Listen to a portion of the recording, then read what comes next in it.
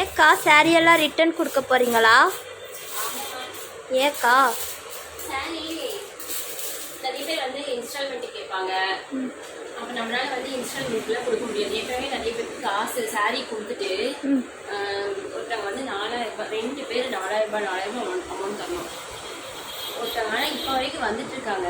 ஆனால் அவங்களுக்கு வந்து அந்த காசை கொடுக்கணுங்கிற எண்ணமே இல்லை. இன்னொருத்தங்க அதுக்கு முன்னாடி வரைக்கும் அவங்க ரெகுலர் கஸ்டமர் எல்லாமே எங்கிட்ட தான் பண்ணிட்டு இருந்தாங்க.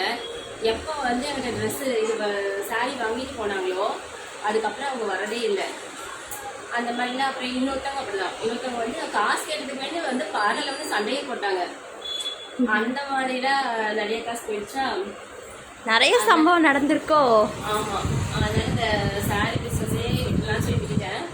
அப்புறம் பார்த்தீங்கன்னா நான் வந்து வேற ஒருத்தவங்க கிட்ட வாங்கி தான் சாரீ சேல் பண்ணேன். ஆனால் இவங்க வந்து இந்த மாதிரி கொஞ்சம் பணம் ஒரு 10,000 ரூபாய் 15,000 ரூபாய் போயிடுச்சுன்னு வச்சுக்கோ. அப்போ நான் உங்களுக்கு அமௌண்ட் தரணும்ல. அப்போ வந்து அது நல்லா சொல்லி தான் பணம் வாங்கி கொடுத்தேன். அப்போவே சொல்லிட்டாங்க இதெல்லாம் பண்ணக்கூடாதுன்னு சொல்லிட்டு கஷ்டப்படுறாங்க. அப்புறம் நான் சாரீ வாங்கினவங்களுக்குலாம் ஒரு 15,000 ரூபாய்க்கு மேலே கொடுக்க வேண்டியது இருந்துச்சா. அப்புறம் அதெல்லாம் வந்து அந்த அண்ணாட்ட வாங்கி கொடுத்துட்டேன். அப்போவே அந்த அண்ணா சொல்லிட்டாங்க இனிமேல் வந்து நீ வந்து சாரீலாம் பிஸ்னஸ்லாம் பண்ணக்கூடாது அப்படின்னு சொல்லிட்டாங்க. அதுக்கப்புறமா தான் இவங்ககிட்ட வாங்கி வச்சேன். அப்புறம் இதெல்லாம் கொஞ்சம் போவாமல் பிடிக்கும். ஆனால் சாரியில் மட்டும் இல்லைம்மா, பார்லர் கஸ்டமருமே ஒரு சில பேர் என்ன பண்ணுவாங்கன்னா நல்லா பழகிக்கிறாங்களா, பழகினதுக்கப்புறம் அன்றைக்கி மட்டும் ஒரு 2 பேர் வந்தாங்க. அம்மாவும் பொண்ணு வந்தாங்க. ஃபேஷியல் பண்ணாங்க. பொண்ணுக்கு மட்டும் ஃபஸ்ட்டு ஃபேஷியல் பண்ணாங்க. அதுக்கப்புறம் அம்மாவுக்கு ஃபேஷியல் பண்ணாங்க. அப்புறம் பார்த்தா அவங்க வந்து இது வந்து நாளைக்கு வந்து அமௌண்ட் தரேன்னு சொல்லி போனவங்க. இப்போ 4-5 மாதம் ஆச்சு. இப்போ வரைக்கும் அவங்க வரவே இல்லை. அன்றைக்கி நான் லஞ்ச் கூட சாப்பிடவே இல்லை. லஞ்ச் சாப்பிட ஏன்னா அந்த பொண்ணு முடிக்கும் போதே லஞ்ச் டைம் தாண்டிடுச்சு. அப்புறம் இவங்களும் பண்ணணும்னு சொன்ன உடனே சரி பண்ணிவிட்டு கடைசி இப்போ வரைக்கும் அவங்க காசு கொடுக்கவே இல்லை. அவங்களுக்கு ஃபோன் பண்ணவே இல்லையாக்கா? ஃபோன் பண்ணேன், நிறைய டைம் ஃபோன் பண்ணேன். ஃபோன் அட்டன் பண்ணவே இல்லை. அப்புறம் ஒரு டைம் அட்டன் பண்ணி வேறு யாரும் டீட்டெயில்ஸ் வேறு யாரும் எடுத்த மாதிரி பேசி வச்சுட்டாங்க. அவங்க ஃபோன் பண்ணால் பெருசாக ரெஸ்பான்ஸே இல்லை.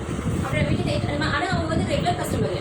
அந்த மாதிரி ரெகுலர் கஸ்டமரே ஒரு டைம் வந்து இந்த மாதிரி பண்ணிட்டு போயிடுறாங்களா. பண்ணிட்டு போனதுக்கு அப்புறமா அவங்க ஒரு இந்த மாதிரி காசு கொடுக்க வேண்டியது இருந்துச்சுன்னா அவங்க வந்து திருப்பி வரதில்லை. அந்த மாதிரிலாம் பண்ணாங்க. அப்புறம் இன்னொரு கஸ்டமர் அப்படிதான். அந்த மாதிரி நிறைய பக்கம் அந்த மாதிரி ஒரு சில பேர் வந்து இந்த மாதிரி தான் பண்ணிடுறாங்க.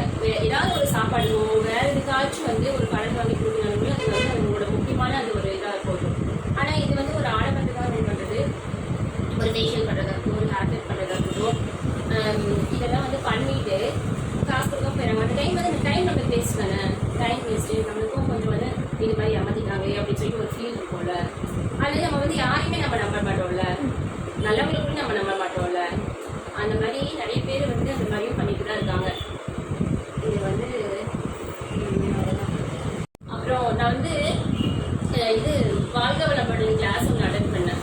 அட்டன் பண்ணும்போது அதில் ஃபஸ்ட்டு எடுத்தோன்னே என்ன தெரியுமா சொல்லுவாங்க, நீங்கள் யார்கிட்டையாச்சும் 1 ரூபா சும்மா வாங்கிட்டீங்கன்னா ஃபஸ்ட் நீங்கள் அந்த 1 ரூபாய் திருப்பி கொடுத்துருவாங்க அப்படின்னு சொல்லுவாங்க.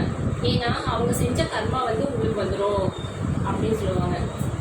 அப்படியெல்லாம் வந்து நம்ம அடுத்தோட காசை வந்து வச்சுக்கூடாது. ஏன்னா அவங்க செஞ்ச பாவம் வந்து நம்மளுக்கு வந்துடும். அதுதான் வந்து உண்மை அப்படின்ற மாதிரி தான் அவங்க சொல்லுவாங்க. அதனால மேக்ஸிமம் வந்து நம்ம அடுத்தவங்களோட காசை நம்ம வச்சுக்காம நம்ம ஏமாத்தாம இருக்கணும். நம்ம ஏமாத்தா கூட பரவாயில்ல, நம்ம யாரையும் ஏமாத்தாம இருக்கணும். ஆனால் வந்து இது வந்து நான் எல்லாத்துக்குமே சொல்ல, ஒரு சில பேர்லாம் பார்த்தீங்கன்னு வச்சுக்கோ, ஒரு 50 ரூபா கொடுக்க வேண்டியது இருக்கும். அதை வந்து நானே மறந்துடுவேன். அவங்க வந்து ரொம்ப நாள் கழிச்சுலாம் கொண்டு வந்து கொடுத்தவங்களாம் இருக்காங்க. 1 வருஷம் அந்த மாதிரிலாம் கழிச்சு ஜெய நான் இந்த வழியாக வந்து அவங்களுக்கு ஒரு 50 ரூபா கொடுங்க அந்த மாதிரி சொல்கிறவங்களாம் இருக்காங்க. இன்னும் அந்த மாதிரி நிறைய கஸ்டமர் வந்து நானே மறந்தே போயிடுவேன். நான் யாருக்காச்சும் ஃப்ரீ மட்டும் கொடுத்துருப்பேன். அதை நான் நோட் பண்ணி கூட வச்சுக்க மாட்டேன். ஆனால் பார்த்தீங்கன்னா அவங்க வசதி இருக்க மாட்டாங்க, ரொம்ப கஷ்டப்படுறவங்களா தான் இருப்பாங்க. ஆனால் அந்த மாதிரி இருக்கவங்களுக்கு கூட கரெக்டாக வந்து கொடுக்குறவங்களும் இருக்காங்க. நான் வந்து எல்லாத்துக்கும் நான் சொல்லலை, நிறைய நல்ல கஸ்டமர்ஸ் இருக்காங்க. ஒரு சில பேருக்கு நான் சொல்கிறேன். சின்ன சேனலுக்கு எதாக இருந்தாலும் அது கொஞ்சம் ஆதரவு கொடுங்க. உங்கள் பொண்ணான கையை வந்து அந்த பெண்ணில் தட்டிடுங்க. அவங்க